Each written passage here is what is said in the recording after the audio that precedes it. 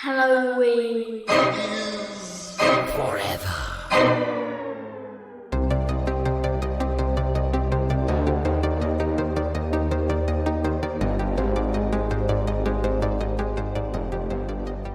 Afternoon, Steve. How's it going? I've been better. No shit. It's interesting. Excited to get into why that's the case. Before we do, though, you know, we're talking today about trick or treat scenes, our favorite trick or treat scenes in movies. Reminded me of a fun anecdote from when I was a kid. When I was trick or treating, I always used to when I knocked on someone's door, instead of saying trick or treat, I'd always tell a little joke.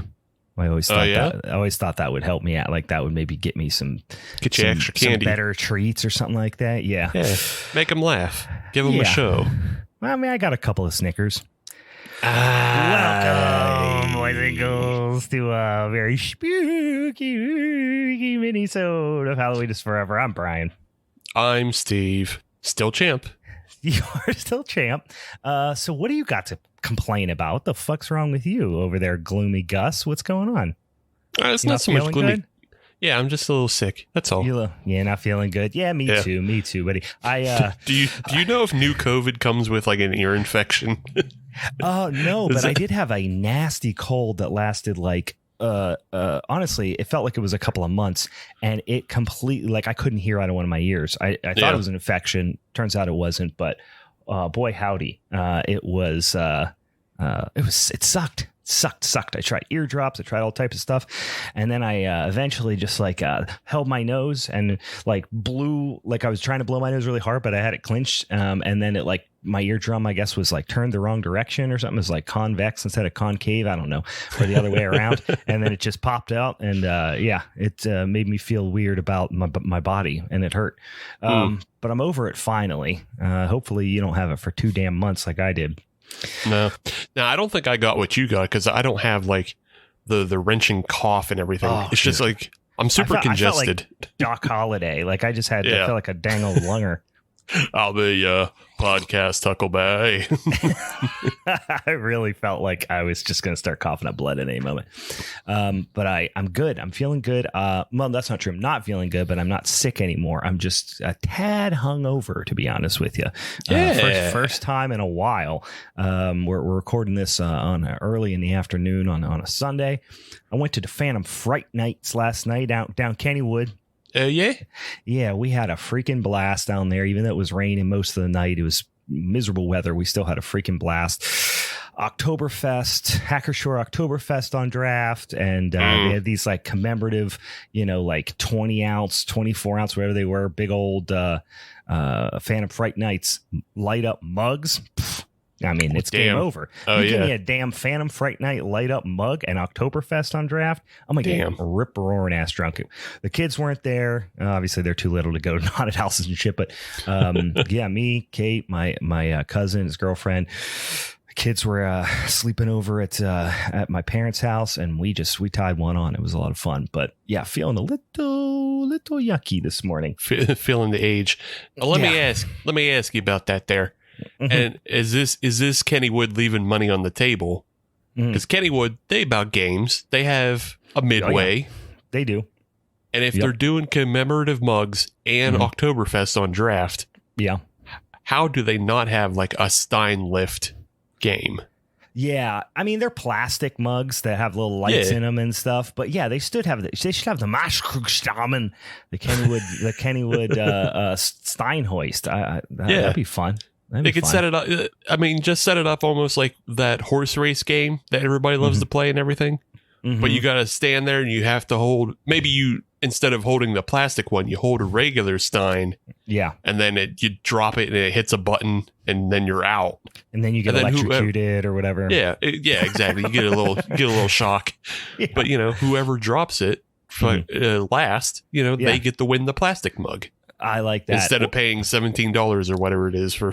It's $16 for the mug with a fill, but then your fills are only $10 after that, which is what a deal. Listen, I like this idea. We could tie in some local Pittsburgh celebrities to do the Steinhoist. We could have a Bob Pompiani out there. We could have a Tom Savini. Tom Savini would win it. He's jacked. Ooh. He'll probably win. You know who'd look good at the Steinhoist game? Simply, if you give him like kind of the wicker brim hat and like the carny vest and everything, Rick Seaback. Oh, Rick would be fun. Rick would he wouldn't do well. He ain't going to beat Tom Savini. He's too old. I'm just thinking about him hosting the game. He would be a great host. I agree with you give him the wicker hat and the bamboo cane to spin around. Yeah. I like that. It was fun, though. It was a lot of fun. It was spooky, ooky environment, even though it was rainy and gross. But we had a blast. But no beers for your boy today on account of feeling yucky. Ate some ramen. That helped me out a little bit. But I'm just drinking this big old dang old spooky ass mug of coffee with a little pumpkin spice creamer in there, and then turn into an old friend when my belly don't feel too good. Just give it a squirt. That's what I always say. I always try. There's something vile about grapefruit and pumpkin spice. Back and forth, baby. I like to have multiple beverages. Need some caffeine right now, but also little squirt. Little squirt will do you. Yeah. Fair enough. Okay. All right. But that said, I don't have any beers, but I've explained what my beverages are. Steve, do you have a beer? I also am playing a trick on the audience because I'm not drinking beer either. I take advantage of opportunity. So like I said, I'm not feeling well. I'm not feeling terrible though, but it's like I'm super congested. I have like I get like ear infections because I'm always wearing headphones or earbuds or something. So I think that's what happened. But I'm like also super congested. You're like one of them dogs that's got floppy ears, but except when you don't got floppy ears, you just wear headphones all the time. Yeah, I don't have floppy ears. I'm just like Hungarian, and that's like, I don't know, part of it. Maybe. By the way, guys, for those of you who aren't on the Discord right now, Steve does not have floppy ears. I just want to throw that out there in case there was any concern. Somebody maybe thought, I heard some people talking about how they thought Steve had like floppy beagle ears. He does not. Yeah, stop spreading that rumor. Stop it. It's hurtful. But like, since I'm congested, I'm not tasting things perfectly, so I'm not going to waste. I only have like basically good beers at this point. I have like a really subtle Allagash in my fridge, and I don't want to waste it on shitty congested palate. Yeah. So I'm taking an opportunity of I had really bad vodka in my freezer. Oh yeah. And I'm just mixing that with Coke, and that's giving me the self-medication, and the Coke is giving me the pep to do the show for everybody. Yeah. So it's like, take advantage. Something about cola and vodka is such a strange combination that's not good. I vodka is just, it's mostly flavorless, but when I think vodka, I think like something citrus, some fruit. Cola, every time, and I love this movie, we talked about in a recent episode as well when we had Premium Steve on, that scene in Scrooged where Bill Murray's character is drinking vodka and tab. Yeah. Something about that just grosses me out. Like I said, the idea of drinking vodka and cola just doesn't mix for me. I don't know. Can I turn you spice and grapefruit? Now that's a combo, baby. Can I turn you a little bit more then? The reason why I had the vodka in the freezer is because it's not particularly good vodka. It's Pinnacle Lemonade. I thought that helps a tiny bit because lemon Coke was a thing. Okay. Well, remember when they had lemon Coke? Right. Yeah. So like that's my thinking today. But like I know it's been sitting in there for so long because it's not good. I thought like vodka lemonade. Oh, that'll be so refreshing. Sure. But it's not. It's very gross. It's gross. Bad. There is few things. I mean, my misspent youth with drinking $10 Vladimir was our drug of choice in high school, was plastic half-gallon bottles of Vladimir. Boy howdy, that was yucky. And then it's like a Vladimir is a word that I can smell. Yeah. You know, as soon as you say Vladimir, I smell that bad vodka. Dude, I saw a meme on Instagram that was like, it's not even from an account I followed. So this is just like the algorithm knowing who I am. It was just a picture of that half-gallon liter or whatever of Vladimir. And it says, if you didn't grow up drinking this, are you even from Pennsylvania? Oh, God. It's like, I hate just that. my friend Brian, his name's also Brian. He used to have like this bit that he would do up in he went to Cal U, beautiful Cal U in California, Pennsylvania. And when we go into the liquor store, he would get down and squat down as soon as he walked in the door. And then just walk in like a catcher's position the whole way to the back of the store because he's like, I'm going bottom shelf. I just get in position. You slov squat all the way to Vladimir. Yeah. God, it's giving me the heebie-jeebies thinking about it. Oh, gosh. All right. Well, now that we got our various illnesses, both self-inflicted and not, out of the way, and the beverages we're using to cope with those things, let's do a couple of things at the top of the show. For those of you who've been paying attention, for those of you who show up, who are just here week in, week out, listening to us in March, all that stuff, what's about to fucking go down next week on next week's episode, 1 week from when this comes out. So it will be the 2nd of October, that first Monday in October. We're about to have the son of a bitchin' October showdown. This is our WrestleMania, folks. All right, this is a dang old slobber knocker wrapped up in a dang old barn burner. What? It's gonna be fucking wild. Go back and listen to last week's episode, and we'll explain all that. I ain't gonna go through all the dang old thing over and over and over again. You get the picks, but just to remind you, we're doing a fatal 4-way match, yins guys, and we are gonna have. Obviously, Steve, myself. Normally, we have one guest for these here showdown episodes, but we got 2 guests, one of which is a friend of the show, multiple time guest, Bigfoot Ben. And then guys, it's happening. This is how we're really pitching this pay-per-view this week. This is the October showdown. Of course, it's a big deal, but also.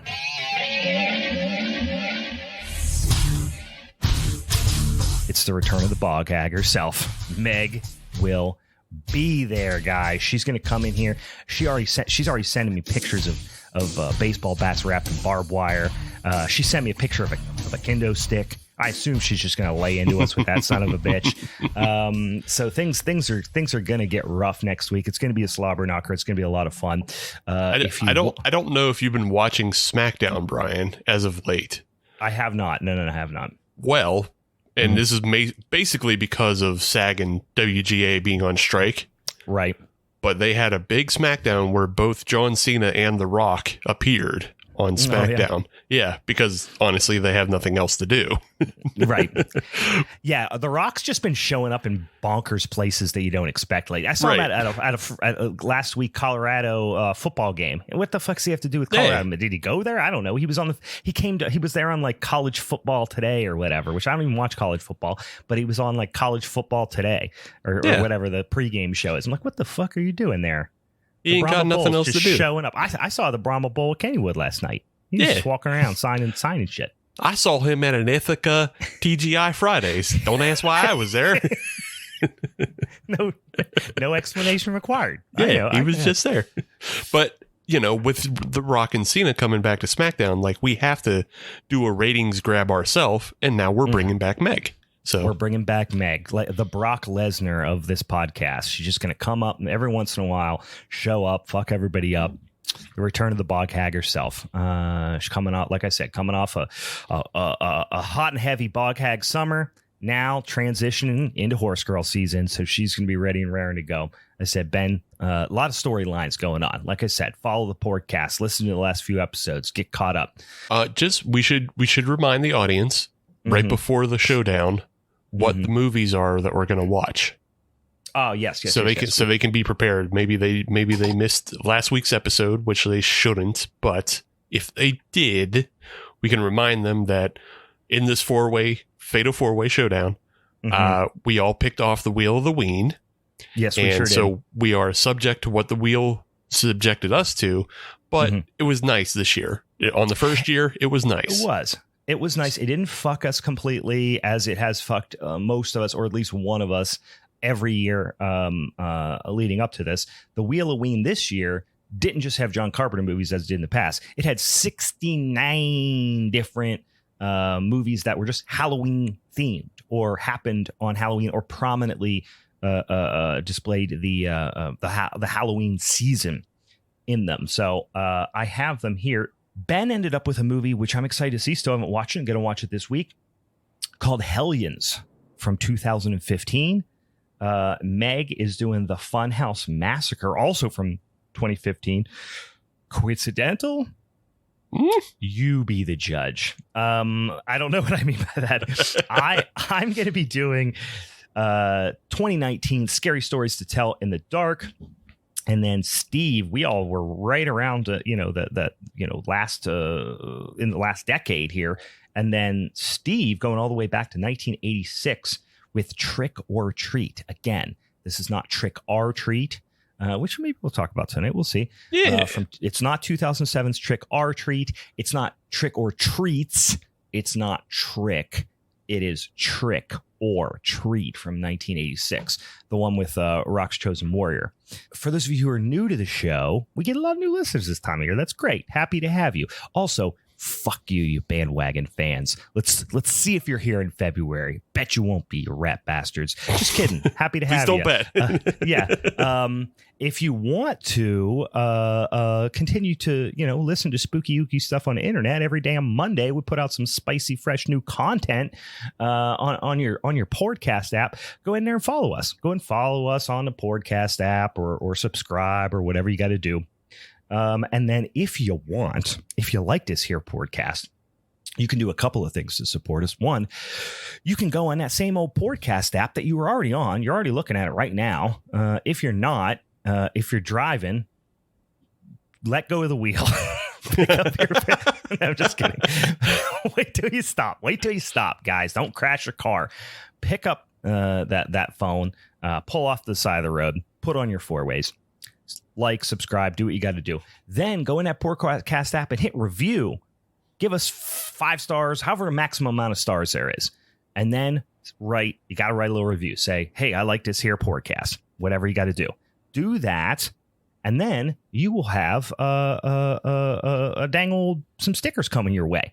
You got to shoot us a quick old DM on the Instagrams or over on the Twitchers or whatever. What do you call it? The Twix. Shoot us on over there and say, hey, we reviewed you guys. We like the podcast. And I'll send you some dang old Halloween's Forever stickers in the mail. I'll probably send you some other spooky ooky shit too. So we very much appreciate that, especially this time of year. It means a lot for us. We get a lot of listeners this time of year, and introduce new people to podcast is cool. The other thing that you can do is, if you are feel so inclined, as we have some Patreon friends here currently listening to us record live in the old what is this dang thing called here? Discord, right? The old Discord. On the Discord channel here.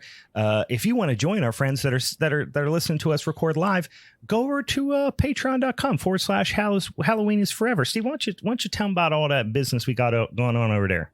Well, you get on to the Patreon, right? You got to go to Patreon, right? Got to go Patreon. And you sign up on Patreon. We got 2 tiers on the Patreon. One tier doesn't get you Discord. The other tier does.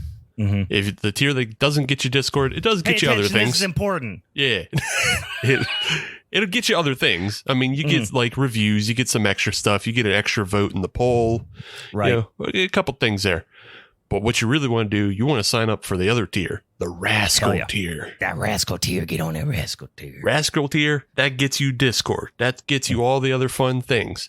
And it gets you a monthly exclusive podcast, Family is Forever.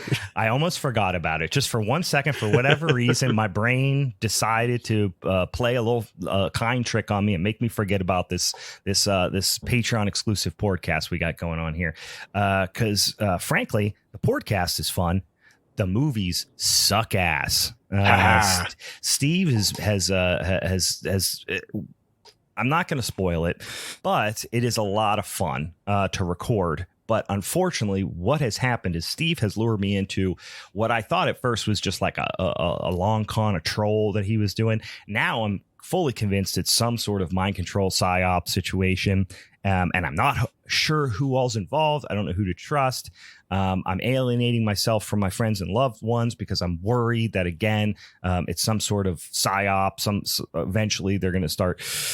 I don't know if mind control's involved, but what we have to do is watch every single movie in the Fast and the Furious franchise. And you might say, wait, you guys are a horror podcast. Why are you watching Fast and Furious movies? I don't fucking know, you guys. I feel like I'm a victim here. I don't victim blame me. But and you see, audience, right there, he's calling himself a victim, and that's the meta horror. Yeah. I am somehow being like, this is, I don't know if it's some sort of social experiment. Again, I'm not sure. But each month we watch one movie of the 17 fucking movies. I thought there were only 10. Now I hear there's more than 10, which makes me very sad and depressed to know that I have to do it for another week. And I'm already thinking about once we get through these 10, 11, whatever, it's practically a damn year of Fast and the Furious movies that we discuss on the Patreon exclusive podcast. I'm thinking after that, it's only fair if I survive this, which there's no guarantees that I'm going to make it through this. I think it's only fair that I get to pick the series after this. And I've got some terrible ideas. Sure. And I just want to use that. I have very little leverage in this situation, but I want to use that just so whoever is trying to, assault my brain from the inside can use that. Maybe they'll pump the brakes a little bit. I don't know. But I do have recourse. If I survive, I do have some degree of recourse that maybe they might need to be worried about a little bit. Yeah. Brian does have, a couple months now to figure out what my kryptonite is. Yeah. So like he's going to be, while he's investigating the plot of like why he has to do the Fast and Furious films, he now has another investigation of how to get me back. Yeah, so I have a couple of ideas. One of which it's like, do I want to subject myself to that as well? I don't know. Anyway, guys, it's a lot of fun to talk about. They're really goofy, stupid movies. We've done the first three. We just went Tokyo Drifting. Now we're going to the fourth one, which I think is just called, it's like Halloween 2018. They just named it Fast. I think it's Fast and Furious instead of Fast and the Furious. Is that the only difference? Yeah. Yes. Which you are correct. Who fucking knows why? I'm sure it's going to be so goddamn stupid. They even shorten and because it's ampersand. It's Fast ampersand Furious. Yeah. And then eventually the movies just become fast. Yeah. At some point. Or Furious. Are there ones that are just Furious? Because I know ones sometimes that are just Furious. Oh, Jesus Christ. Okay.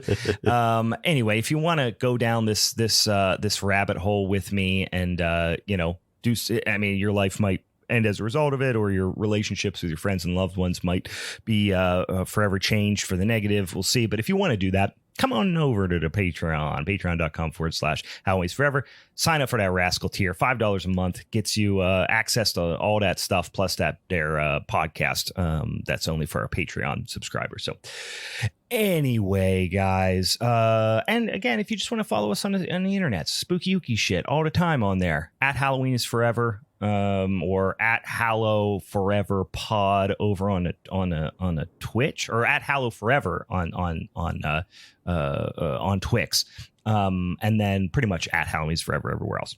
Yeah. All right. Anything else we got to do before we get into this here main topic of the minisode?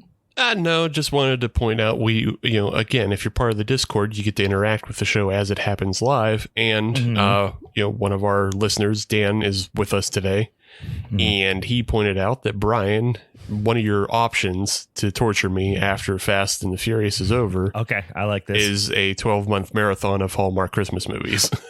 Dan, simpatico. That was my number one idea. Was actually Hallmark Christmas movies, because I somehow genuinely enjoy them. They're like white noise, and you just see Christmassy lights and stuff like that. That was literally my number one guess. So we are simpatico. I think that's where I'm leaning. I got like a lot of months still to figure this out, but that is the direction that I'm leaning currently, because I feel like Steve, like, I don't mind them as much as most rational people. I mean, not to say I'm a rational person, but you get the idea. And then Steve, I feel, would genuinely hate them, which I really like, because they are really bad filmmaking, which I think will make Steve very upset. Poorly lit, a lot of bad CGI snow, terrible, like, no character development. The plot suck. There's a million tropes that are just recycled. I just think it'll really like hurt Steve bad, and that's what I'm trying to do. Could be.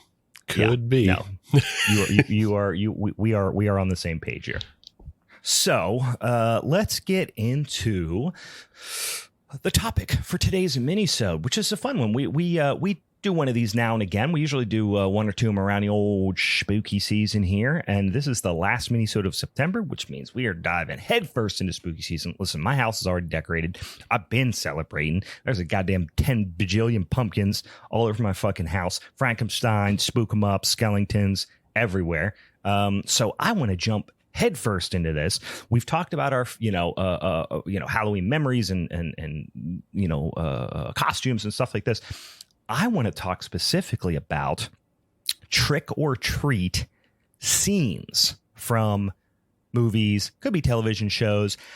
Even though some of my favorite ones are actually from commercials, I did not go into commercials. I feel like that could almost be a separate episode we do like next year or something like that. But if we got some from commercials, I'm open to that too. But I stuck to my list is movies and TV shows. Yeah, I mean, that's why I stuck to as well. Yeah. Okay. All right. You just want to kind of go back and forth, and we can talk about them, and then I'm sure we'll have some of the same ones we have to cross off the list. But why don't you kick us off, Steve? Yeah, I just wanted to point out quickly, because I don't know that we'll touch on them too much this episode because it's rehashing. But go back to our showdown earlier in the year that we did with Louie from The Haunted Hangover. Oh yeah. Because we did 3 of, our favorite Nickelodeon horror, like Halloween episodes, but all 3 of them also have like trick or treat scenes. And I mean, Brian's won that showdown because it undeniably has one of the best trick or treat scenes in the Pete and Pete episode. Oh yeah. But then also Rocco's Modern Life. And, I personally thought that one was strong. And then Louie liked Louie liked the Doug episode. So, there's trick or treating in all 3 of them. And I do think just for the really, really big man joke alone is why you watched the Rocco one. So yeah, that's really, really good. Yeah. So here's, that one, if you want to get into the dang old spooky season spirit, guys, go watch season 2, episode 7 of The Adventures of Pete and Pete, the Nickelodeon series from the early to I guess mid 90s. It's called Halloweeny. Oh, it is one of the greatest Halloween, in my opinion, the greatest Halloween episode of any show ever. But yeah, go check that one out. Yeah, all right. What are you gonna kick it off with, Steve? So I'm gonna kick it off with actually not a horror movie. We said trick or treat scenes, but we didn't say horror movies. So no, I've got a couple that are not horror movies. Yeah. But I want to take us back to the year 1999 and the film Big Daddy. I like this one. Yeah, I know what you're talking about. One of the few Adam Sandler films where he puts forth like an actual try. Like he has his comedy films before this that, like Happy Gilmore and everything, where he's just being silly and doofy. Big Daddy was like, I think the first time he did an actual try to be like somewhat emotional. I think it definitely predates Punch Drunk Love. Yes. Yeah, so it's I think you're right. Yeah. So every now and then you get like these Adam Sandler films where he puts forth like effort and like people go, oh yeah, he can act. But like he just never chooses to because he'd rather just do vacation films with his buddies. Well, and also it's like if you can make $1 billion and not even try, why would you try? Right. Yeah. Like Netflix is paying me $1 bajillion to make. Phone it in, baby. Yeah, of course. I get to go to Italy and make out with fucking what's her face? Jennifer Aniston. Like a doy. Yeah. But yeah, so Big Daddy, I think, was like the first time he kind of tried to put forth an actual try of like being somewhat sentimental. And, you know, for people who didn't see the film, it's about like a guy who winds up adopting a kid that he isn't related to or anything, but he tries the best he can to raise him because he's a fucking like loser. You know, he's just kind of a lay around lazy but with bum. like the most amazing apartment. That was like back when people never tried to portray people's living situations as anything but awesome. Like it's like, hey Arnold, like he lived in like a boarding house, but he had the coolest bedroom in history. You know, this guy's supposed to be like, you know, a kind of a, like I said, kind of a Arrested Development kind of loserish guy, but he has like this fucking unbelievable giant apartment. Yeah, a huge loft that is just, you know, sprawling. I mean, it's not dissimilar from what was that shitty punishment film we did with the hacker, Fear.com. The hacker's apartment in fear.com. Yeah. Yeah. .com. Yeah. The fear.com. http:// fear.com / I'm just making myself laugh. I'm not going to do it good. But yeah, the hacker, her apartment in that film, that's just like a sprawling lobby of some sort. Huge, like just dark wood, giant oak furniture. Just, and she's a hacker. Yeah. But yeah, so that's the setup of Big Daddy. And then, you know, he takes this kid out on his first trick or treat, and the kid is dressed the way the kid wanted to dress. Like the kid calls himself Frankenstein, for God's sake. He doesn't. He looks like at first glance he's dressed as Mr. Crab from SpongeBob. Yeah, I don't know why. Predating SpongeBob. Yeah, but doesn't it look like with the things on his hand? I don't know. Yeah, he's got like a giant orange, you know, like orb around him. So I guess he's a pumpkin, maybe. But then he's also wearing boxing gloves and then like orange pantyhose that are coming off his head like ears. So yeah, and then he has like the kind of the traditional scarecrow makeup of like the red, rosy red cheeks and everything. So yeah, he just looks like a goof. He doesn't look like anything. And he takes him to this like brownstone in the middle of New York City, and he's like knocking on the door to get him his first time trick or treat. And he's like, he sees a guy through the window, and the guy's on his phone, and he's just like this annoying New York elite. And he's like, hey, buddy, first timer here. Do the right thing. It's like kind of threatening him, vague threats. Yeah, that's good. Yeah, it's vague threatening. Just do the right thing is such a vague threat. Because the guy's like kind of like go away. He's like signaling like go away. Yeah. You know what I mean? Like I'm, you know, my light's not on or whatever. You know, he's not participating in trick or treat. Yeah. But you know, the guy gives him the finger, and Adam Sandler goes around the back, breaks into his house. It's just like I wanted to just bring straight up B&E. Yeah. He's like, wait right here. I wanted to bring this up because it's for sure something else we're going to talk about later in the episode, but it's so funny the way he breaks into his house, argues with him, and then like they open the door, and the guy winds up throwing like a box of Life cereal and CDs and his watch into the. He's like, give the child things. Figure out what things you're going to give him. Yeah. Yeah.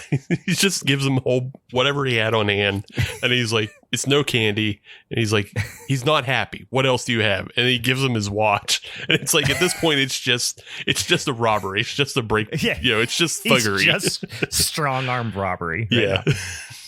But I wanted to bring it up. Scene. I wanted to bring it up because one, we're probably going to talk about something similar later in the episode, and then two, it also reminds me of a trick or treat story of my own, which I feel like I probably told on like where your parents strong arm robbed somebody. No, they were never that cool. But I feel like I told this story on a really early episode of the podcast when we were just like doing like our regular Halloween memories, and it was like my neighborhood that I trick or treated in, like it was kind of dull for the most part, but there was one house that was also a Jehovah's Witness house, and they had left their light on one year, and I went knocking at the door, and then they just turned the light out on me as I was knocking on the door. Motherfuckers. Who does that to a child? That is the house that the trick like that is the house that you egg. That's the house that gets tricked. Yeah. Like if I mean, they got lucky because I was just like a 7 or 8 year old kid by myself. You know, like Yeah. So like they got lucky because it was just me. And like, I don't, I'm like out trick or treating with my mom. And like, my mom was like driving me places. So. Yeah. Well, that's how like when I was really young, like too young to go trick or treating by myself. That's what we did because we live in the country. Right. So it was literally everyone jump in the back of the truck and we just drive from house to house because sometimes it's, half a mile apart between the houses or whatever. Yeah. You couldn't walk it and get you could walk it, but you wouldn't get enough candy really.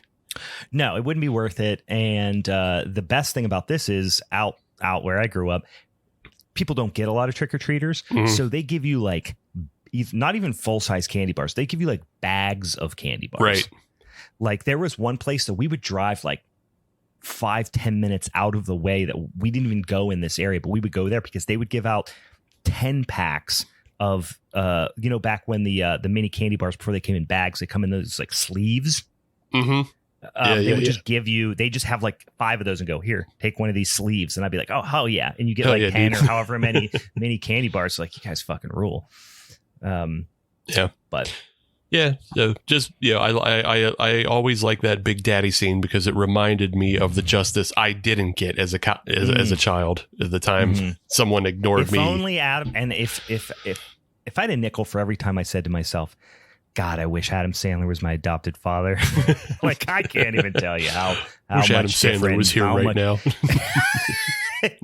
You're so fucking lucky, Adam Sandler. Like me, I just say that to like my bullies getting beat up as a kid. You guys are fucking lucky Adam Sandler isn't here and he isn't my adopted father. And then they're like, this is why you get beat up. This is why we beat you up. You say weird shit like that. Stop. We wouldn't beat you up. You didn't say weird shit. All right. Yeah, that's a great one. That's a great one. I am going to, and I don't know, maybe this is unfair, but I have quite a few here. And I'm going to just kind of mention the Halloween franchise. Yeah. Because there are a lot of great Halloween, a lot of very, just Halloween. Halloween 6, Halloween, actually 4 and 5 both have some cool Halloween and Halloween party scenes, but specifically to trick or treating.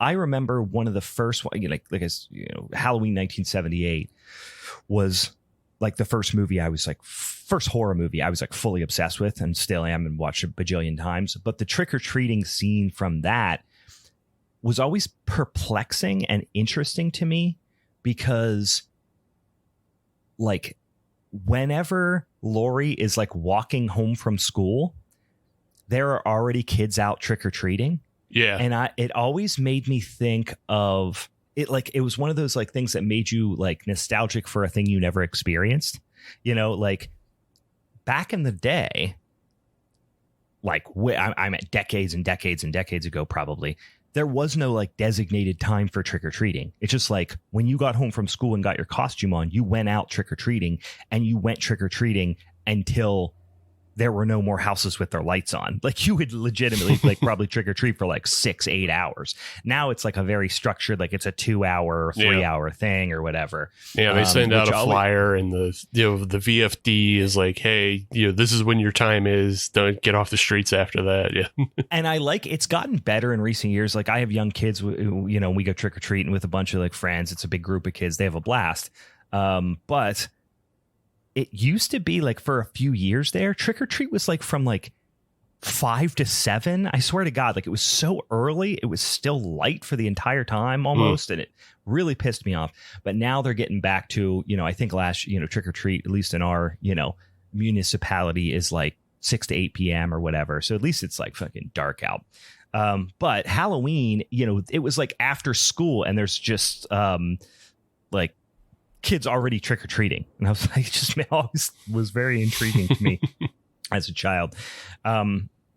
Halloween 3 obviously has an amazing, a number of good trick-or-treating scenes, but especially the kind of iconic scene. I just posted like a little like reel on Instagram the other day that you can check out that includes this of like a little mashup of some of my favorite trick or treat scenes. And this one is on there. And it's the one where they at the end of the movie where they're showing all the kids going out trick or treating and they all have the masks on. And it's like this scene where you've come to the realization that Tom Atkins has failed in his Yeah. is, he's discovered what was going on. He knows what's happening. He knows that this is, obviously,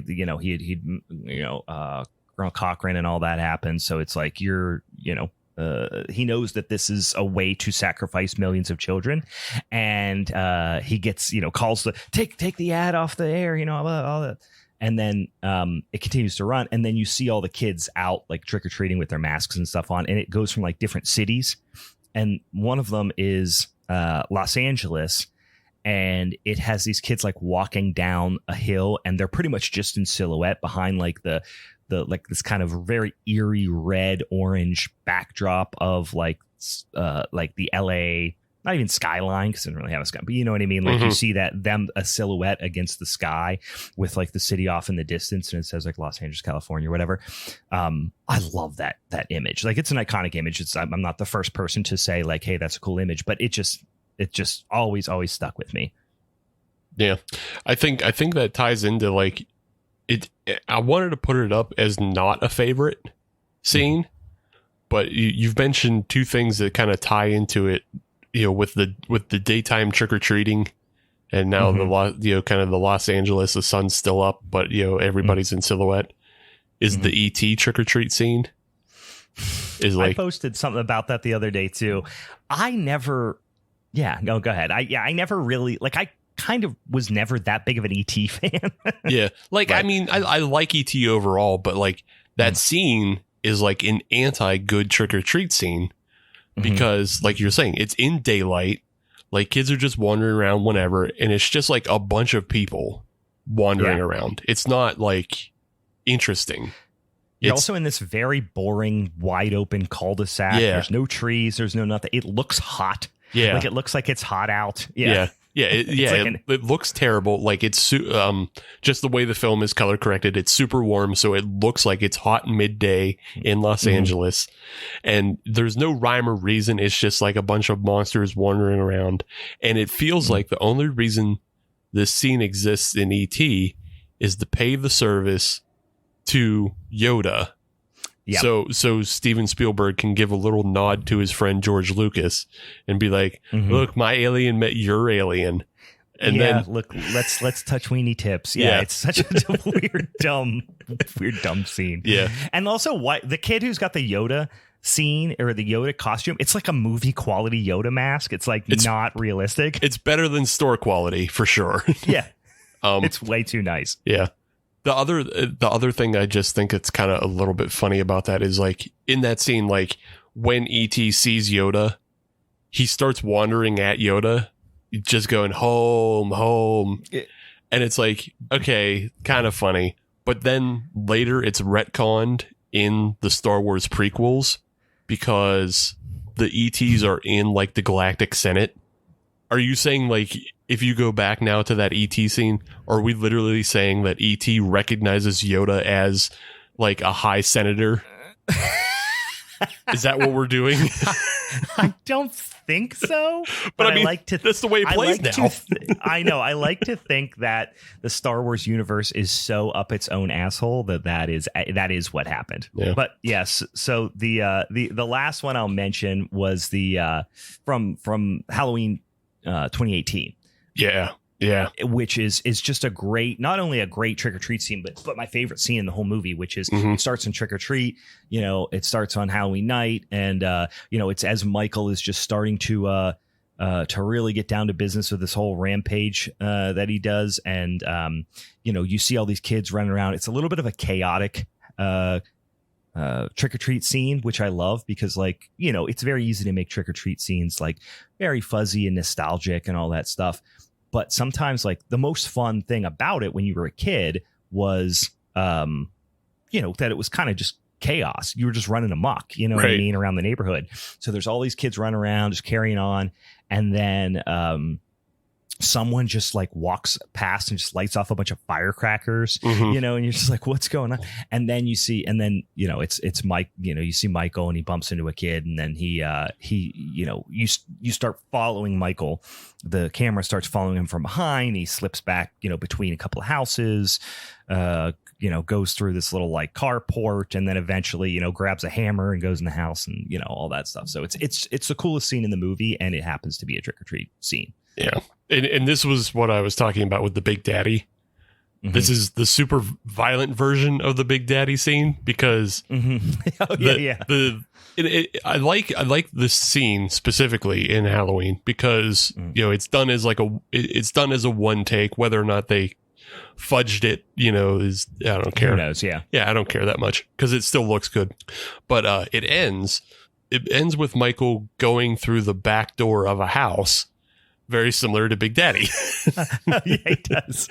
Except instead of stealing someone's life cereal, he sticks a knife through the back of their neck. He steals somebody's life. That's cha-cha. How did I miss that one? It was like you threw me a beach ball. I was holding a tennis racket and I just whipped. Yeah. That's funny. It's just a cool scene. Best scene in the movie, even with the CGI, like the little bit of the CGI-ishness of the knife kill at the end, which is like, could be better, but it's such a cool scene. Yeah. Also, like that scene begins. I think it is a callback to the original Halloween film because he bumps into two kids really, but like one of the kids is holding a pumpkin full of candy. And he drops it and spills it. And I think that's like a call. Mm-hmm. I'm pretty sure that's a callback to the first movie where isn't it Tommy Jarvis is walking through the school and then bumps into Tommy Jarvis is Friday 13th. Oh, Tommy yeah. Doyle. Whoops. Tommy Doyle. Yeah. I got my Tommies mixed up. But yeah, Tommy Doyle's walking with a jack-o'-lantern and bumps into Michael and drops it. So, yeah. Yeah, he bumps into him. Well, it was after the kids, he bumps into him. That was after he's carrying the pumpkin and the kids like knock him down, smash his pumpkin or whatever. Mm. And then he runs into, as he's like escaping that scene at the school, he bumps into Michael and Michael's like, looks up at him and takes off. And but that's definite callback there, I would think. Yeah. But yeah, just an overall fun scene. And even in Halloween Kills, even though it gets into like Marvel style filmmaking of because you see the doctor and the nurse in this scene, right, as they're getting ready to leave the house, and like they escape Michael unknowingly, but then you see that scene from their perspective in Halloween Kills. So right, which is honestly that's probably one of my favorite scenes in that movie. And there's not a ton of great ones in that particular movie, but yeah, it's all good. That's all I got in the old Halloween franchise. What do you got? Yeah, so I want to bring one up that was suggested by a listener, and again, Dan's with us today while we're recording, but he also suggested earlier in the week that we can't forget about the Peanuts and the Great Pumpkin. And the trick-or-treating scene in that, which, I mean, that was on my list as well. Just same. Yeah, it was on my list too. Yeah. But it's so great. It's great for two reasons. One, you have Lucy leading the gang through trick-or-treating, and she gets in front of the line, and she's always first, and she's always there to complain about her brother Linus being in the Great Pumpkin Patch, and she's using it to get more candy. And it's just like constant complaining. Even after she gets the candy, she's just like, oh boy, what a blockhead. He's out there just spending all his time and I got to get candy for him. Can you just give me a little bit of candy? How embarrassing to have to ask for something for my blockhead brother. Yeah, she's just being a real martyr here. Yeah, just a total martyr, an early Karen. Like, it's, just getting the candy. And then the other is the punchline of like, after every house, all the kids gather together and they talk about what candy they got. And then dumb old Chuck comes up with his terrible ghost costume that's an irregular from China or whatever it is. And he has the punchline of, I got a rock. Yeah. But classic. My favorite part about that, though, is when they're in line getting candy, Charlie's never the last one in line. So it's not like the house ran out of candy and then gave him a rock. They're specifically fucking him over. Oh yeah, Charlie Brown's getting gang stalked. Yeah. He is all the town adults get together and go, let's fuck with this kid. Like this kid is like, they really hate him. Genuinely, everyone hates Charlie Brown all the time. He's always catching shit from everybody. And for all the adults to be in on it now, all of a sudden, is really like devious, I feel like. Yeah. Dan called it community hazing. Yeah, it really is. It is. They're just doing this to like, what's he supposed to be, like 9? Yeah, right. Years old yeah. I mean, yeah, he's just a child. Everybody knows it. And I'm pretty sure some of those parents have also got to be parents of the kids that he's trick-or-treating with, and they're still just fucking him over. Like, we hate this Charlie Brown kid hanging out with our kid. Yeah. we hate that he's a bad influence on our kid, not because he's mean, just because he sucks so bad. Yeah, he just sucks. He just bums us out. Yeah, kid's a real fucking bummer, and that's coming from a group of kids that has Pigpen in it. Yeah, oh yeah, but Pigpen is the shit. Like he is. Nobody gives him a hard time. Yeah, and he's a scuzz, but he's fun. Yeah, he's all right. He says poignant things. Yeah. Yeah, my favorite part of this one is like the opening. It's like a little opening kind of montage thing, leading like, and you get there's no dialogue. It's just the trick-or-treaters, like, and you don't even know that they're not necessarily even associating them with like the actual Peanuts characters. Mm-hmm. There's kids in masks, kind of getting chased around by bats fly out at first, and then there's like a pumpkin that like some jack-o'-lanterns, and it's just like the symbol of like, hey, this is just all this crazy stimuli that's happening during Halloween and trick-or-treat that are, the kids are having fun and getting scared and shit like that. The best part in my mind, call me basic, I absolutely love the soundtrack for all the Peanuts stuff, and I own all these soundtracks on like multiple formats. But Vince Guaraldi's soundtrack to this whole special is just fucking amazing, and it just sets the mood. And like, for it to be, there really isn't another Halloween special that has lived this long. No. Right? Like, there's tons of Christmas specials that are from the 50s and 60s and stuff like that, and even Halloween, tons of Christmas movies, obviously from way back, that are 50, 60, 70 years old. This from 1966, I can't think of one more that is purely a Halloween special, or even a Halloween themed, episode of something that is even as remotely as iconic as this one that's that old. Yeah. I think that's partially why we got so many like Nickelodeon Halloween specials, because it's like almost a void of like, nobody else had them, so let's fucking make our own. Like, let's make a whole bunch. I mean, it also has to do with just the way TV seasons ran, back in the day. But it's also like, hey, let's make a whole bunch of Halloween specials. We can rerun them all the time on Snick or Treat. We only have to make the one, Yeah. But yeah. Yeah, I guess, Halloween has also become just like a bigger part of like the culture over the years. It was I feel like a fairly niche holiday for, certain decades, kind of goes in and out of fashion a little bit, if you will. Yeah. Eventually we wrenched it away from the Irish and brought it to the masses. So eventually, wrestled it from the filthy pagan Irish folks. But yeah, I mean, I just never get sick of this one. I actually just got my hands on a box of the Great Pumpkin Charlie Brown cereal the other day. Yeah, I couldn't find it for the longest time. I'm out there looking for the dang old, the Carmella Creepers and the Monster Mash remixes and all the, regular monster shows. No problem finding any of those. Got freaking a bunch of dumb shit, your Halloween Crunch and all that stuff. Yeah. I just found, which I say just, like, it's not even October yet, but normally this stuff, like, I'm snagging it up in August, and I just found the Great Pumpkin cereal. So I feel like possibly if Charles Schultz was still alive, he wouldn't sign off on that. Doesn't feel like it. He had a lot of like, obviously there was a big message and like of anti-commercialism and stuff like that in a lot of things he does. Yeah. Doesn't feel like he would have loved the cereal angle of it. But it is weird.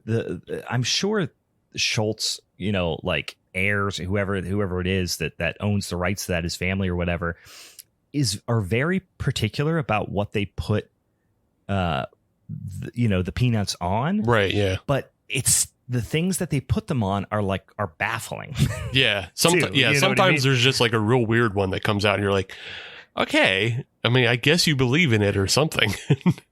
Like, so the one thing that I saw that I definitely noticed before, but just subconsciously hadn't really paid that much attention to, is whenever you go to, like, I was at Costco and they had these big giant bins of pumpkins, or like, you know, maybe you're at like a grocery store that sells, you know, pumpkins or whatever.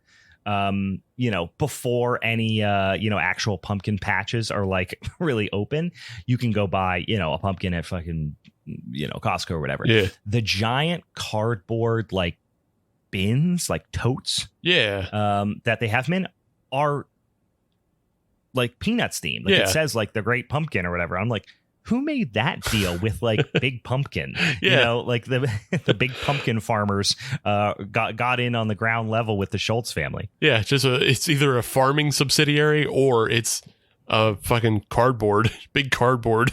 It's like, hey, can we make these bins? Yeah, Charles Schultz really, you know, was pretty anti-commercialism, but hated trees. Right. You know, so he was really into anything that would just destroy, just deforest it. He loved to deforest. Couldn't help himself. Yeah. But yeah, so that, you know, I love the great, it's the Great Pumpkin, Charlie Brown. It's the proper, which I always thought was also kind of an interesting title. Mm-hmm. It's the Great Pumpkin, Charlie Brown. That's the title of the of the special. Yeah, it's an interesting premise. Like, when the holiday is so associated with like evil and all that kind of shit, it was a brilliant way of like taking it away from the evil, but also taking it away from fucking like kind of the paganist views of it as well. It's just like, we're gonna make a thing up and it's the Great Pumpkin, but the Great Pumpkin doesn't show up either, so it's whatever. Yeah, I always took it as like it was some sort of like God allegory. You know what I mean? I don't know, maybe I'm thinking into it too much. Christ is the Great Pumpkin and Christ doesn't arrive, but you should believe in case he does. Yes, exactly. Like, keep believing, because the second you stop believing, he ain't gonna come. Have and faith. Also, the fact that he hasn't come after 2,000 something years is your fault. You didn't believe hard enough. Yeah. Just because he didn't come after 2000 doesn't mean he doesn't come in 2001. You weren't sincere enough. You didn't buy enough MetLife policies. Yeah, there's another weird one, right? Right. And like also Cedar Point, like the amusement park. We've talked about that before too. Anyway, yeah, I'll throw out another listener suggestion here from Felina. I don't know if this is a real name or if this is like just a you know, online avatar type of name, but it's an awesome name. Felina Grindstaff on Instagram. Nice. If that's your real name, that's a sick real name. Right. Anyway, she brought up Trick or Treat, not to be confused with 1986's movie that you're going to do on the showdown next week. This is 2007's Trick or Treat, when you first meet Sam while he's trick or treating. So Sam being the kind of vengeful spirit of Halloween, if you will, in 2007's Trick or Treat, directed by Mike Dougherty, I think. And it is a really cool, if you've not seen it, I don't imagine who is listening to this podcast who hasn't saw Trick or Treat. Maybe you're new to the podcast and you are just getting into horror movies or something. If so, I'm jealous of you, because you really need to go, check out Trick or Treat from 2007 for the first time. Perfect time of year to do it. Yeah. It's an anthology of sorts, but a creative anthology that, you know, has this kind of through line wraparound story with Sam, who's this, you know, I won't spoil it in case you haven't seen it. But he's a little trick-or-treater. But he's a little bit more than that as well. And there's a couple different scenes, that are trick-or-treat scenes in this. And the one that I always remember, because I remember the first time I watched this movie, I guess I didn't expect it to be as I don't know, like intense as it was. Like, for whatever reason, I just had something in my mind that it was going to be a little bit goofier, because now, like, Sam is, a really iconic Halloween and horror image and character. And there's, this movie was, I don't think it was an enormous commercial success. I feel like it gained an audience a little bit later on. Yeah, it's definitely a huge cult success, but yes, big time. Now it's like it's a huge not even a franchise. There's only one movie. Although I keep hearing that they're going to make another one, but I feel like they just every couple of years say that they're going to make another one, but it never actually happens. But it is a little, he has this lollipop, like this big jack-o'-lantern lollipop with like a bite taken out of it. He kind of has the an orange onesie and then like a burlap sack kind of mask on. So he's definitely creepy looking, but he looks like a little child. He's meant to look like a little child. But when I remember seeing the previews for this when it came out and just thinking it was going to be, I don't know, like almost PG-13-y type of horror. But the opening scene, like I said, I won't spoil the whole kill, but you get this scene of like this woman, husband and wife, and it's all about you can't betray certain rules of Halloween, and they ultimately do, and then one of them meets their end as a result of it. And there's a scene where like these three trick-or-treaters or they're kind of older, come up and kind of, see this happen or see a little bit of the aftermath of it happening and just like run away screaming. And the street scenes of that and even the one, I don't know if it's the second to last or the last segment with Brian Cox in it. I know he's in a couple of them. Mm-hmm.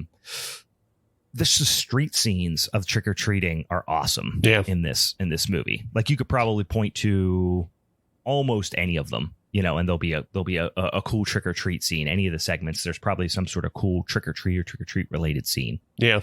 I mean, and that's the name of the movie, but yeah, like right. Everything has that fall feel to it.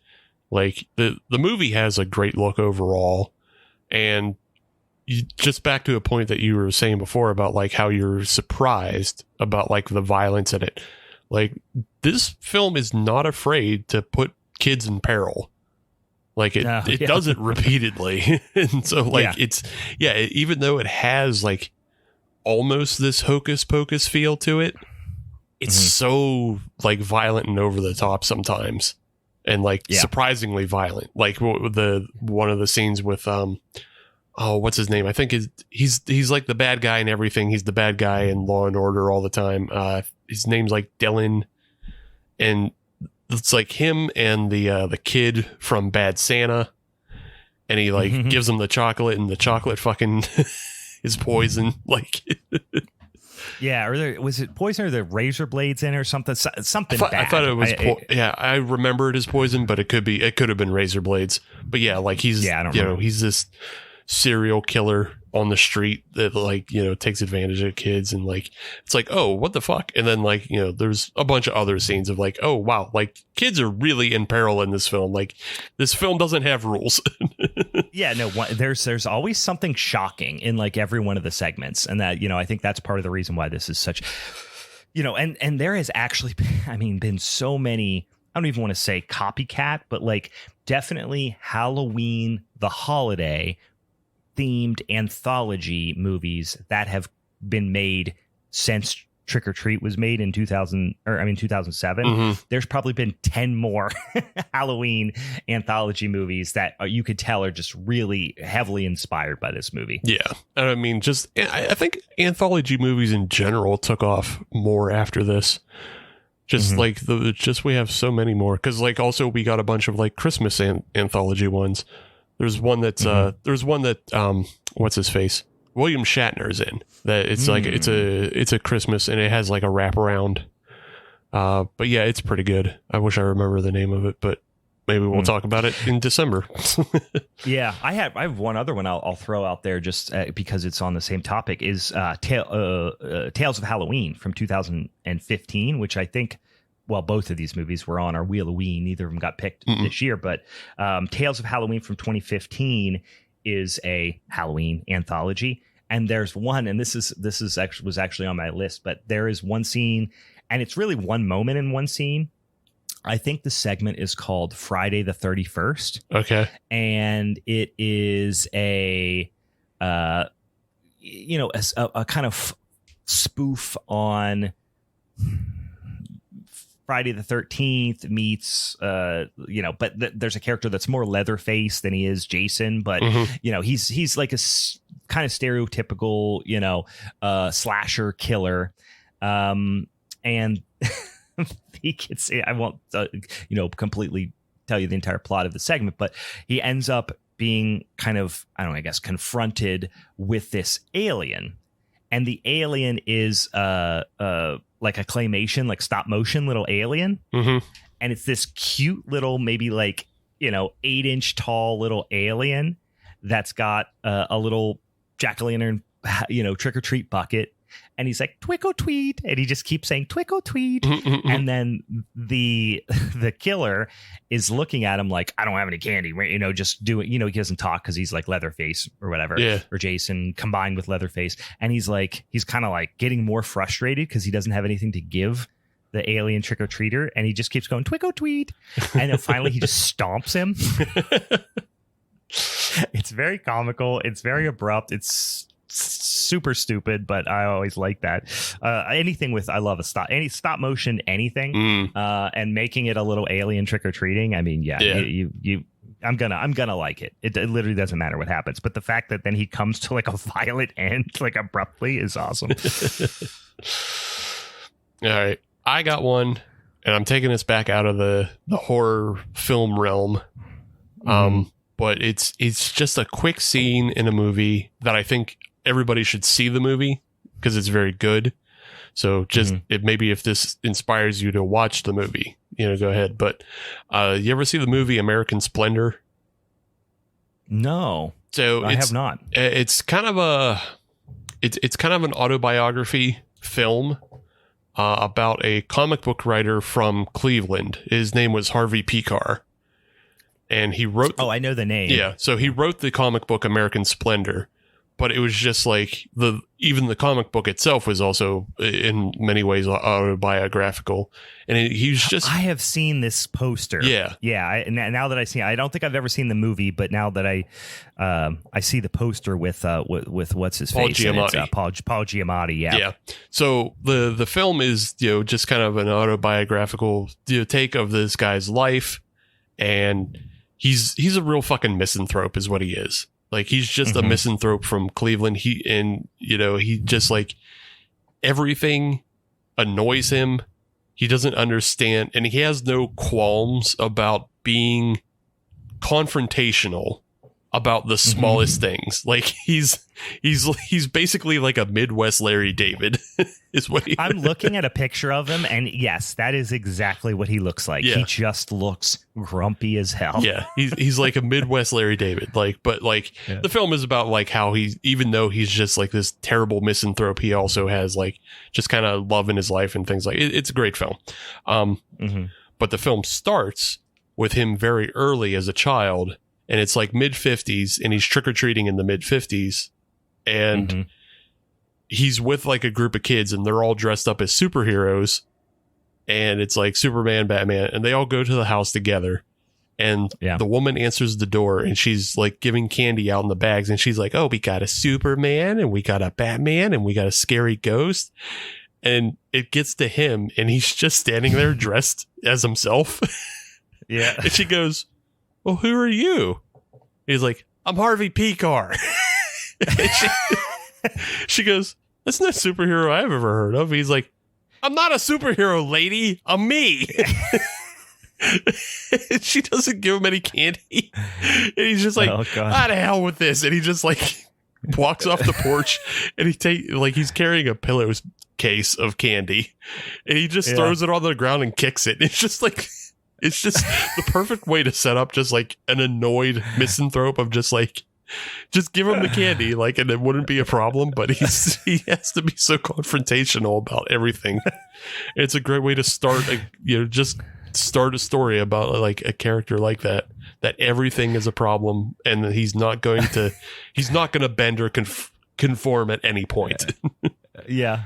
So. Why do I know the name Harvey Picar? Like, I'm looking at what his career. I'm like, I don't think I know him from really many of these things, but for some reason that name I definitely know, and kind of I know who he is. Like, I know the character. Maybe I have seen American Splendor and I just have blocked it out. I don't know. Maybe. I mean, like I said, he was from Cleveland, and so like it's possible just the proximity of like to us that like his comics or something bled into he was just like for a while, like he's been dead for a while, but like his possibility looked like he passed away in 2010.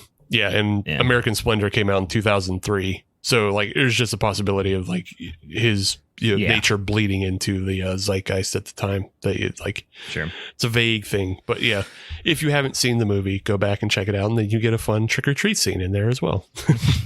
No, I'm gonna go to a not fun trick or treat scene, and from not horror to very horror. I am gonna go to a movie that I feel like I bring up about every other episode.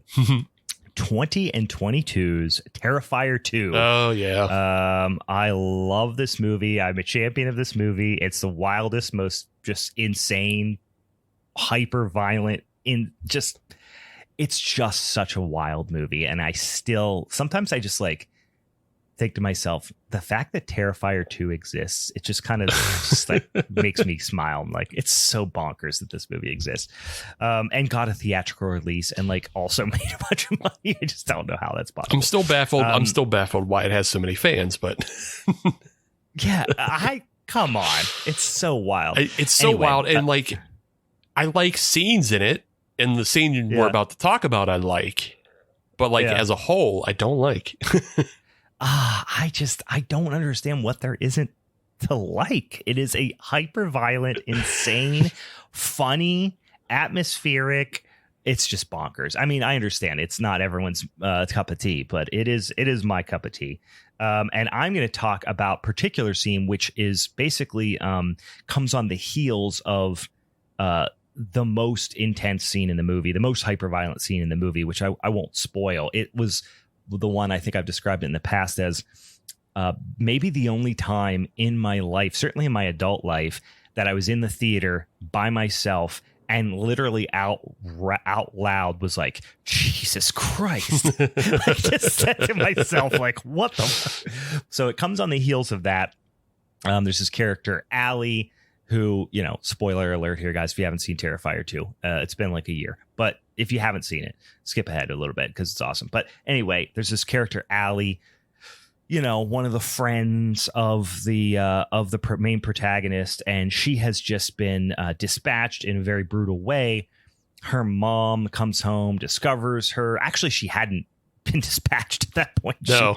She was actually still alive, which in and of itself is a little bit of a spoiler. But her mom comes home and discovers it, blah, blah, blah. Her mom is killed by Art the Clown, and Art hollows out Allie's mom's head and uses it as a candy bowl. And when trick-or-treaters come to the house, he comes out and holds out a bloody, hollowed out head full of candy and hands it to each one of the kids, and they're all like, oh, sick, whoa. And then like some of them are like, oh fuck, because it's like it's literally, I mean, no one could look at this and say, like, obviously you wouldn't make the assumption as a child that, oh, this is a real head, right? But at the same time, it's so intensely gory that how would you have a candy bowl that looks like that as well? And I mean, I guess that's part of the effectiveness of the scene, because it's very tense, and Art's standing there, in full Art makeup, grinning and doing his whole shtick, holding this disgusting, bloody head full of candy for all the trick-or-treaters to take. And it's just like, it just lingers, just like everything in this movie. It just lingers on the goriness of it for so long. Yeah, it's just the fact that, like, if you took it into real life, the head would have been so well, like there would have been so much detail to it. It would have looked better than anything you could ever find at Spirit Halloween. Right. So it should have been make like yourself or anything. You know what I mean? Unless you just happen to be trick-or-treating at like Damien Leone's house or something. Exactly. So you would have to stop for a second and think, boy, that's crazy. Like, that is such a well-made thing. And you would want to talk to that guy for, like hours about like, how did you make it? Right. So, yeah. It's, I like the scene that precedes it, because it's so over the top and it turns into comedy, really. It does. At one point, it does. Yeah. And I like this scene on its own. My only thing I don't like is like that it's actually a recycled gag from earlier in the movie, because he does this. He basically does kind of the same thing to the costume shop owner. Does he hollow out his head? Oh, no, he turns him into like a jack-o'-lantern. Yeah, he turns him into but it's basically the same gag, because then you have like a mom and son see the gag and like pass it off as like, oh, that's so cool. And then. Yeah. So that's part of why Art is able to kind of hide in plain sight, is because he does this on Halloween. Right. And it's like, oh, people, it's like that, there's like that. I think it's a real story. Like, I don't think it's an urban legend, but there was that story about how, the person who there was like somebody who died, it was like a real corpse that was hanging out for like days somewhere, and people thought it was a Halloween decoration. Again, I don't know. I'm sure that's an urban legend, but I feel like there is actually an instance where that happened. But I'm willing to bet that's happened like multiple times, and it probably has. Like, there's probably been multiple instances of like just deaths by misadventure that like. Or somebody who was sitting out on their porch fucking died in a rocking chair because it got too cold for him or something, I think that's part of the reason why, like, that's a theme, I guess, is in the movie, is like, oh, Art does stuff and he gets away with it. Same reason why he could just walk around in his fucking crazy clown, get up. Because people are like, oh, it's Halloween, he's fucking nuts, whatever. Right. Yeah. He's just in the spirit early in the midday. That's the other thing, that this trick or treat scene is happening in the middle of the day, and it's like right after school. It's definitely very. I took it. It's like 6 p.m. Yeah. Something like that. It's after dinner. Yeah. I don't know. Maybe I'm just making that up, but it does feel like that's the case. Yeah. It's just funny because it's just another daylight. And I think are they in kind of the Los Angeles, California area, or do they not say? Like where this is supposed to be taking place? Good question. What the setting is for Terrifier. I feel like it is not in LA, because I feel like I'm remembering scenes, at least from the first movie, where I thought it was like kind of cold out. Mm-hmm. The first film I thought was New York, because obviously, Leone's a New York guy. But I thought for some reason this one moved to LA or whatever. But it might have. I'm gonna look it up. Takes place in I'm not easily. Movie film. It was filmed in New Jersey. So yeah, I mean, I feel like it's East Coast. It's still East Coast. To say. All right. Yeah, it's just global warming making it not look like Halloween. You just call it that. Yeah, probably. All right. I got one. This is my last one, but I got one more too. So this one I'm putting on best of the worst. Okay. It's fucking, I don't know. It's bad. It's silly. It's stupid, but it's also funny. Did you see The Predator? The remake one? Kind of the remake. The one from 2018. I think I did. Yeah. I mean, I don't know that I it's okay if you block paid it that out. much attention to it. I feel like it was one of those things where it came up like on Tubi, just like in the background while we were recording, or I was working at my desk or something. So like I am familiar with parts of it. I guess it is a baffling film in a lot of ways. But it includes a trick or treat scene. Also for some reason, because it is funny. The scene itself is funny. Okay. But so the setup of the film is a predator gets killed, and somebody sends the mask and armor of the predator back home, and it's accidentally intercepted by like an autistic kid who lives at the house. Okay. So like he opens like this box up, and he gets a predator mask and a piece and the wrist guard armor that has like the weapons and the nuke bomb on it and everything. Yeah, he gets that in the mail at Halloween time. Sure. And he turns it, and he's like, "Oh, sick." Yeah. He's like, "Oh, sick." It has like lasers and everything. Right. Like it lights up. I would have done that. Come on. Yeah, it lights up. That's great. I'm gonna turn it into my Halloween costume. So I mean, come on, what else are you gonna do with that? Yeah. So you have the scene of this kid who's just wearing the giant predator mask, because I mean it's for an 8-foot tall alien, and so it's like way oversized, and he's wearing that in the wrist guard and just like a hoodie and a t-shirt. Like he's not it's not a costume, it's not a full costume, but he goes out. It just looks like you're going to like some sort of like cyberpunk show or something. Yeah.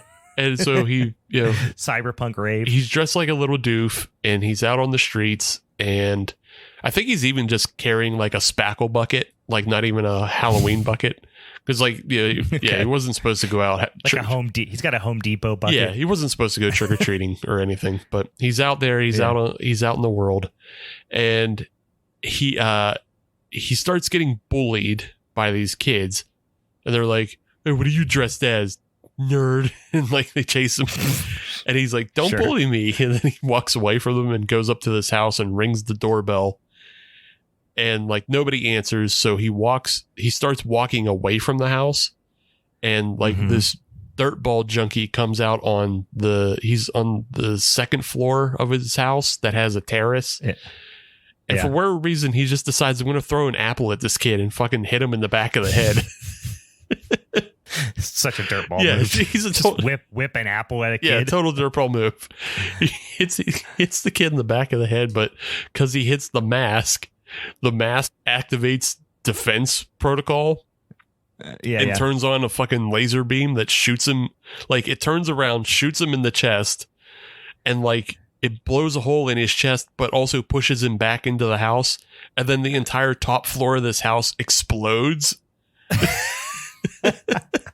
That's kind of awesome. Now I want to watch this. Like you can just watch the clip itself on YouTube. It's fine. But the kid is like thrown into his bullies, and they all topple to the ground after this house fucking explodes and this guy is killed. And then the kid just leaves the mask on the ground. He's just like, he's like, I'm going to leave this. Yeah, he just walks away from it. And it's just like, that's funny. What the fuck was that? I thought that you were going to say that he did it to the bullies. Like, that would be like, whoa, that would be pretty intense. Yeah. But he shakes the mask at him. Explode your head. Yeah. Yeah. Yeah. I mean, there's like, he still had the wrist guard. He could have killed him with it. It's just so weird because it didn't necessarily have to be Halloween. Like, he could have just decided to wear the mask out and then got bullied for it, or like, pegged by a neighbor in the head. But it's just like a weird setup of like, we're going to do Halloween trick or treat. Yeah, that's not what you expect from a Predator movie. Also, I didn't realize, is the Predator really that tall? For some reason I remember the Predator being like maybe humans, average human size, if not a little shorter. Why is that what's in my head? Well, so like the first movie, he's easily 7 foot. Like the actor is 7 foot. Is he? Okay, I didn't know that. Yeah, the actor I think is I've seen the first one. Yeah. I think the actor is actually from Pittsburgh too. If I remember that. Oh, no shit. If I remember that correctly, yeah. Yeah. The actor was from Pittsburgh because he also played Harry in Harry and the Hendersons. So. Oh, okay. Yeah, so like nice. Yeah, the actor's actually 7 foot, and then Arnold is like 5'11" or whatever. So, he looks big, but I think in this film, he's even bigger, and he's bigger for a reason. It's part of the plot. The whole plot is like the Predators are doing genome sequencing to fucking make themselves like the ultimate and biggest and strongest. Okay. And for some reason, they decide that autism is the next genetic evolution that they need. And so they try to steal this kid for genetic sequencing to take his autism. That's an interesting plot. Yeah, that's an interesting plot point. Yeah, it's a real interesting plot point. But like, yeah, the Predator, they have like I think they have like a good Predator and a bad Predator, and the bad Predator is super huge, and like he's bigger than the regular Predator. Now this is such a stupid sounding movie. I definitely want to watch it now. I've seen the first one plenty. Especially when I was a kid. I used to watch that movie a lot, and I've kind of just lost track of that franchise. I watched Prey, whatever. That's Prey was fine. But but I don't I haven't really seen a lot of those movies, certainly not in a long time. Maybe I need to go revisit them, because that sounds absolutely, I mean, that's the newer one, obviously, but just the franchise as a whole, because if any of the rest of the franchise is that bonkers, I feel like I probably would enjoy it. So Predator 2 rules. Low-key rules. Yeah. I have seen Predator 2. I know. I mean, I remember scenes for Predator 2. It's probably been a long time. Predator 2 low-key rules. Alien vs. Predator, the first one sucks. Alien vs. Predator 2 Requiem sucks worse, but also it has fun things in it that makes it worth watching more so. Predators with Adrian Brody and Lawrence Fishburne is, I don't know, it's a toss-up. You may or may not like it. And then The Predator, the one from 2018, it's fucking wild, because it's written by Shane Black, who wrote the original. But it's so weird. It's so weird and crazy. And it has all these weird things about the autism. And then it has it has Olivia Munn in it. It has Predator dogs in it. It has Predator dogs. It has Key from Key and Peele in it. It's a wacky movie. I mean, I'm definitely going to watch it now. You're selling me further on it. I never watched the Alien vs. Predator movies. I was always a big fan of the Alien franchise, the straight up normal Alien franchise. And I always thought it was lame to I don't know, the idea of bringing another alien villain into the Alien franchise just always seemed really stupid to me. So I never watched them, but see, I don't know. Maybe I could give it a chance. Yeah, see, I don't like those movies because the first one was PG-13 and the second one was just a bad movie. But I was such a big fan of the Dark Horse comics growing up, because they did so many Dark Horse comics of Alien vs. Predator, and then even got fucking crazier with Alien vs. Predator vs. Batman. And there's some wild comics out there. There is so much weird Batman shit that I'll come across all the time, and what the fuck is happening? And a lot of it's good. I don't understand how a lot of it's good. I think there might be. Don't completely quote me on this, but I think there's RoboCop versus Alien, and there might be Terminator versus Alien or Terminator versus Predator. You got to really look in the Dark Horse's backlog. They're out there, though. Jesus. They're out there, and I'm going to go down that. That's what I need to go down that rabbit hole. All right, I'm going to go completely opposite direction for my last one and get us back out of horror. Well, not out of horror completely, but to I guess YA horror. Talked about it a lot of times. Huge fan of the Goosebumps book series as a kid. When I was, I don't know, 7, 8, 9, 10 years old. I don't know. I was in that range, probably more 8 to 10 years old. Was when the franchise, the Goosebumps books were big, and I every new one that came out almost. I just was obsessed with them. Like kids were obsessed, waiting in line for when the new Harry Potter book would come out and shit. I was almost like that with the Goosebumps books. I mean, but we didn't have to be, because our school brought them to us. It was called the book fair, my man, and they brought the gold to us. That's most of the time where I got them. Yeah. Like it would be like I would roll out of there with like I would be saving up allowance money. Yeah, and because your parents would give you like, hey, here's $5 or $10. Go buy a book and a poster or some shit. Go buy a Lamborghini poster and like a fucking Goosebumps. But I would be like, I'm going to take some of my own allowance money that I've saved to now go and buy 8 Goosebumps books. Yeah. Did your parents have like rules for you of like I specifically remember I was allowed to buy a Goosebumps book, but I had to buy something else that like my mom approved of. Like she didn't want me just buying all junk according to her. Now, I did have like there was a certain amount that's like you got to buy books with this and not like just 5 Lamborghini posters or whatever. Not 5 posters and slap bracelets. No, you couldn't come home with just like this is for books. And listen, if you buy one poster, that's fine, but you can't buy a bunch of you can't just buy 4 Shaq posters and a Lamborghini poster. Hell yeah. But no, I think they were just genuinely pleased that I was reading. Fair enough. They were just like, whatever, you're gonna read books. I'm not gonna tell you what books to read. But and then when the TV series came out, I really liked the TV series as well. Not all of them. Some of them are bad, but I was a big fan of the Are You Afraid of the Dark and the Goosebumps. I was more of an Are You Afraid of the Dark fan, but I did like the Goosebumps franchise as well. But I never wanted to I only ever wanted to watch the ones that I'd already read the book of, obviously, because I didn't want to like spoil the book. And then at that point, it's hard to like something that you've read the book of, I feel like, because you already have in your mind what the characters look like and all this stuff, and then they look like something totally different.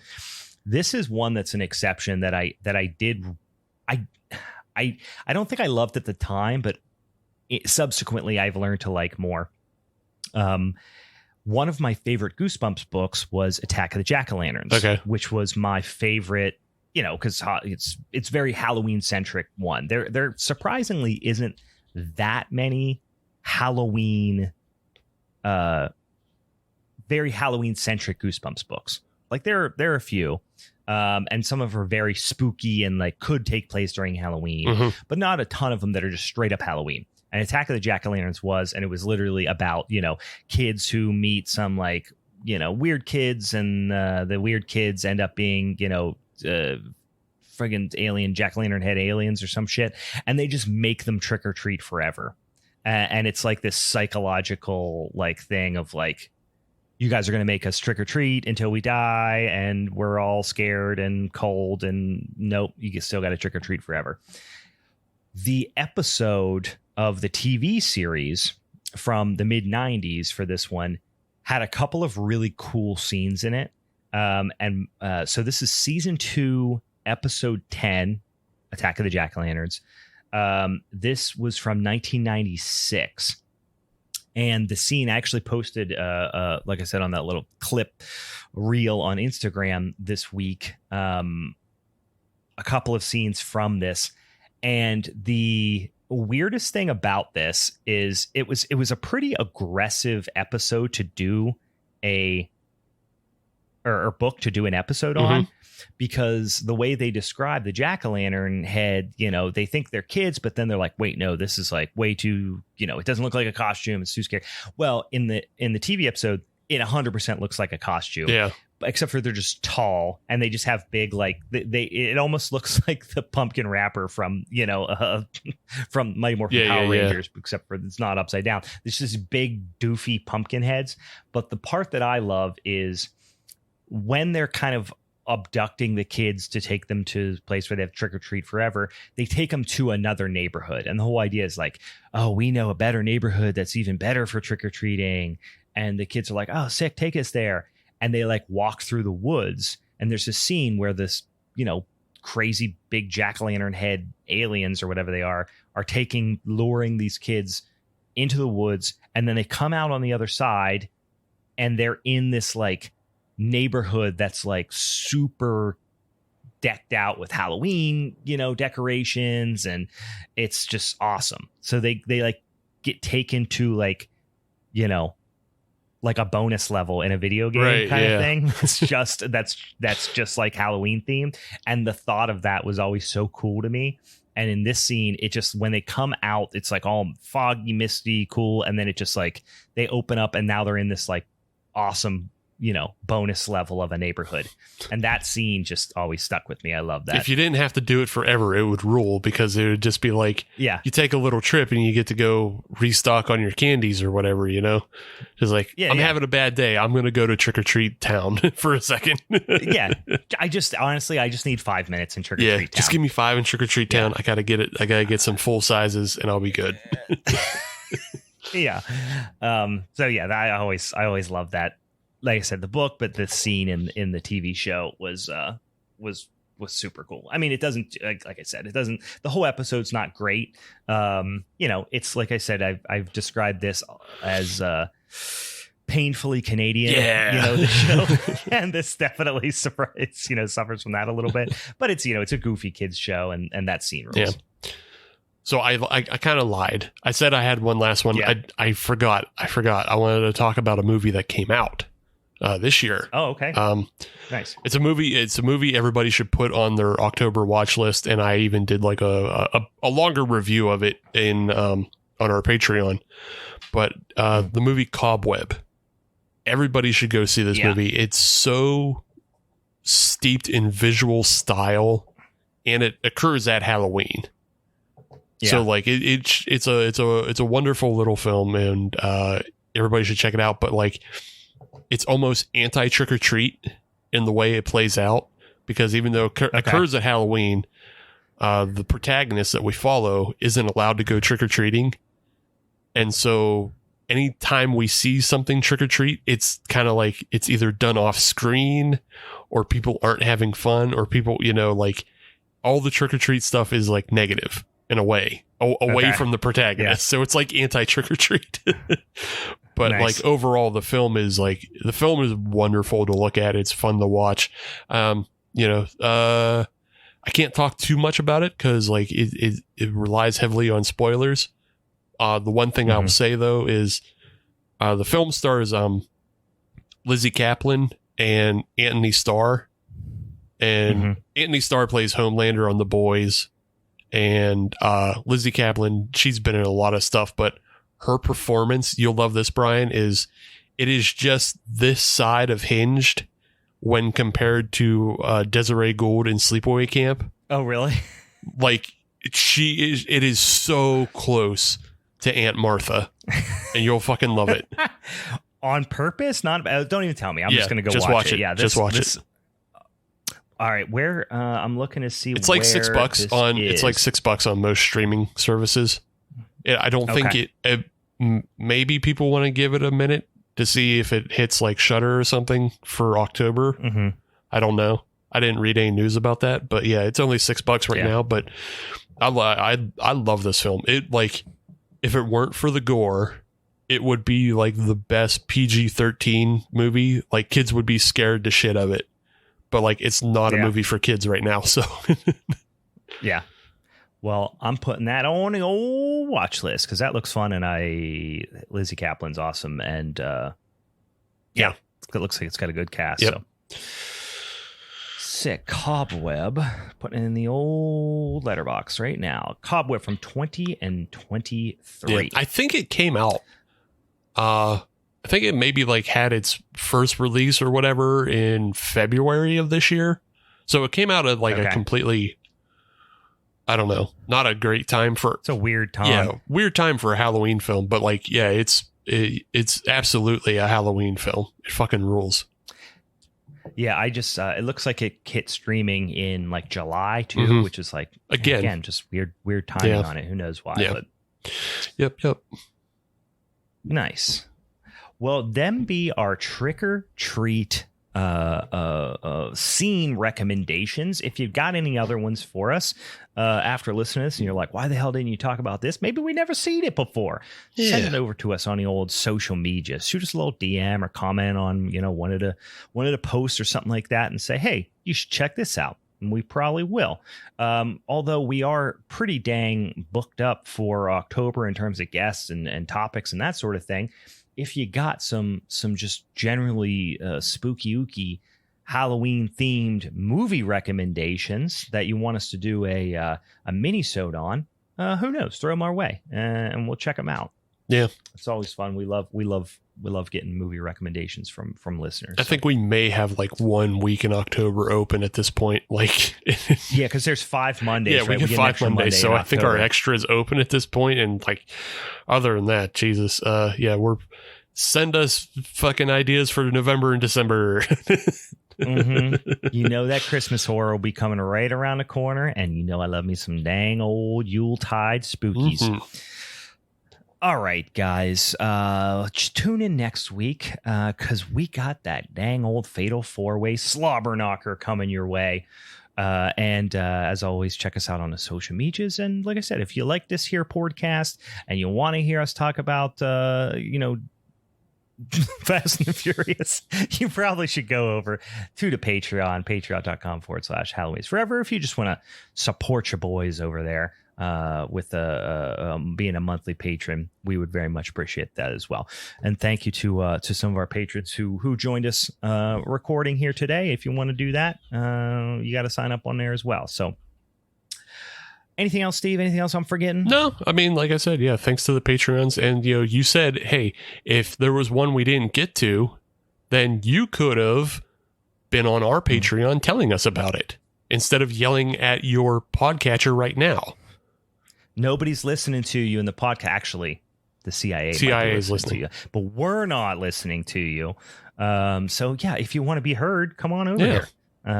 It's a lot of fun. Checking out me and Steve, both feeling yucky, drinking squirts, talking about spooky ookies. Yeah, it's a lot of fun. Hell yeah. All right, guys, for the Halloween is Forever crew, I'm Brian. I'm Steve. Champ. All right, see you. Shut up. All right, bye.